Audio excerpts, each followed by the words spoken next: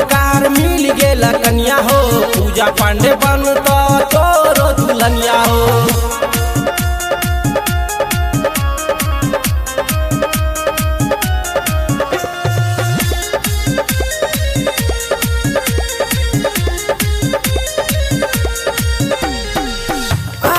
मनीषी पत्रकार भैया मिल गेला पूजा पांडे हो, सटा के पाजा उठा के कोरा खूबे मजा लिया हो।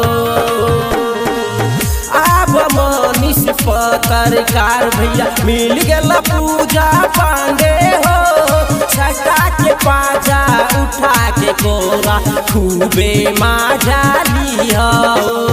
सारा अब मनीष पत्रकार मिल गेल कन्या हो, पूजा पांडे बनता तोरो दुल्हनिया हो, तोरो दुल्हनिया हो।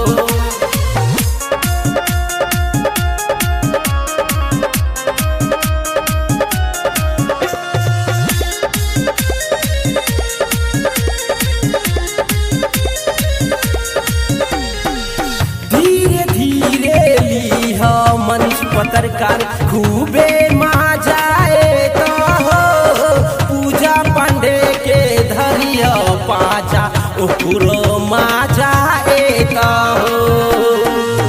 धीरे धीरे लीह मनीष पत्रकार खूबे मजा आएगा हो, पूजा पांडे के धरिया पाजा ओकरो मजा आएगा हो। रारा री रारा रारा री रारा। अब मनीष पत्रकार मिल गेल कन्या हो, पूजा पांडे बनता तोरो दुल्हनिया हो।